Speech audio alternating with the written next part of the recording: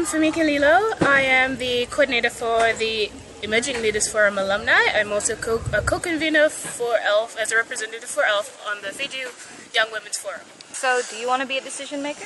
I do want to be a decision maker, maybe not at the national and maybe local government level, but in my own community, in my job, in my personal life, I'd like to do that. How were the 2014 elections for you? Well, the whole election process for me went smoothly. Going there and voting was actually fine. I was in and out in 5 minutes. But I think the whole process in general leading towards it wasn't as transparent and democratic as it could have been. So what do you want to see for 2018? Maybe a bit more diversity in the political parties, a lot less bickering on a racial level. Yeah, maybe a bit more transparency. So what do you want Parliament to do? They're meeting in July. What do you want them to be talking about? Not the flag. I'm so done with the flag. Education, probably getting more scholarships out, because even though they have the scheme for it, I think they could be doing more at the tertiary level. So what are your top 3 national budget priorities? Education, health, and I don't know, maybe for the roads. Even though there's so much going to that, maybe not so much a budgetary thing, but more of following up and seeing that it's actually completed. Hi, my name is Krishmita, and I'm 24 years of age, and I'm a member of F6. So do you want to be a decision maker, and at what level or where? Yes, definitely.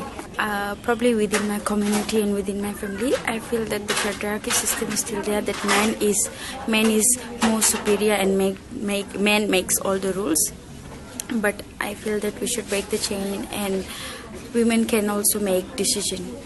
Did you vote in last year's elections? I didn't actually. I lost my voter card and I wasn't allowed to register. But I feel that the elections office should consider about these things. If a card is lost or it's stolen, but still we still can vote, probably with some other medium. So other than that experience, is there anything else you would want them to change in, or you would want your experience to be in the next elections? Yes, definitely. Probably more awareness and supporting to our disabled community people and helping them to come down to where we can vote. As Parliament is meeting next month, or will be meeting next month, what would you like them to do? I think medical support should be more enforced. More support of the communities should be given. Good afternoon. My name is Lasarusa, aka Shakira. Do you want to be a decision maker, and at what level or where? If I would be a decision maker, I would choose a grassroots level. Decision making starts in a local preference, and then you gradually go up as you go on with your decision-making decisions. Did you vote in the 2014 election? Yes, I did. Okay, what were your experiences? The voting places were very accessible. Okay. And in 2018, would you like to see something changed, or how would you like your experience to be? My experience would be something better than 2014. The accessibility of our voting rooms and more on women in politics. So as Parliament meets, what would you like them to do? I would like them to be fair and justice with all their decisions, and transparent. What are your 3 national budget priorities? Education, employment, gender and health. I'm Rinyetta Lord. I'm a teacher by profession. Currently, I'm employed by the University of Fiji as a teaching professional development officer in their teaching and learning development unit. And I don't belong to a particular youth group or women's group, but I engage myself in participating with young children and also on women levels, particularly in the rural areas. Firstly, do you want to be a decision maker, and at what level? I know you're a teacher and you would make decisions, but nationally or locally? For starters, I think I'm already a decision maker, particularly in education, because I assist children with development, academic development, also moral development, and so on that I'm already a decision maker on the national level, but particularly in the area that I work in. And I have interest of moving up to the, moving into other sectors apart from only education, like other women's sectors, and become a decision maker there, as I believe that I have the capability to lead with consultation of other women and the issues that are affecting them. What was your 2014 voting experience? We moved somewhere else, so I had to come from that other place because I registered in another place. And then by the time I had to wait, like alternative times, my husband had to go, come back and look after the kids, then I had to go. So it was like, and then we had to wait in a really long line for everything to take place. And then when we reached there, and then one of the people we went with, their names were not there, they had to go somewhere else. So I think there is still room for improvement, because it was a really long lapse. Then we had another elections and then new system introduced, so everyone was trying to even get the numbers right, and I even voted for just someone who I didn't even know. What would you like your 2018 experience to be like? I feel that the voting system should be structured in such a way that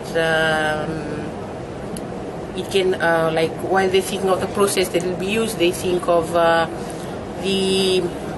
not the age, like particularly the really older people, and using this 18-year-old thing. I don't think that was, I don't want that to happen. I think that they should stick to the 21 and above in 2018. Okay, thank you. So, as Parliament meets, what do you want them to do? I want them to be the voice of the people and the issues affecting the people, and not go in there and just work on their own agenda and then attacking each other. They should try and rectify problems that are really affecting us, and not just trying, to just win motions or win counts or be seen.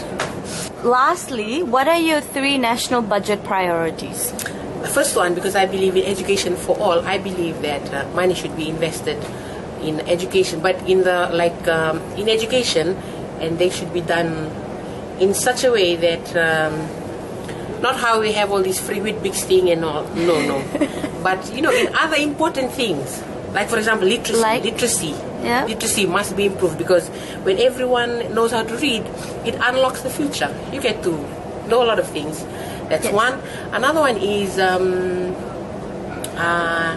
investing in encouraging local businesses more, and also encouraging the local people to invest in what we already have. Like, we have resources, but I think that they have been exploited, or they have been we rely on the foreigners to come in, and then the resources are put into good use. And the last one is definitely not health. Particularly, a lot of money is being invested in health, but when we go to hospitals, we still wait like the whole day to be seen in the afternoon. So I don't really know where that's going to. And then some of the staff are rude. I don't mean to. So is that what, do you think that that's what the national budget should also improve on? Like how you said, yes, accountability. Accountability, and training them how to be a people's person. That's what I want the government to invest in. Because, like, for example, I have experienced, like, when you go to the hotels, they don't talk to you the same way, polite and all, how they talk to tourists. So, they need to be a people person, not only to people coming in, but also to the locals, because we are the one. When these people go, we are the ones who will be here together. Yeah. So you said about going to the hospitals and the doctors are not friendly, and the staff are just don't treat you well. Would you like to maybe on your own personal account say why that is happening? Okay, because of that, we have a medical school. So we have put in the 8 domains of medical education, and one is professionalism and how to look after the patient. So there has to be more emphasis from there. They should be taught and emphasize to them that these are the domains of professionalism for a medical person, and they must learn that. When they can come with that, and then I don't think there'll be a problem in trying to, because obviously they would have taken an oath that they would serve everyone accordingly. So I think if it's taught from that level, they would better grasp it.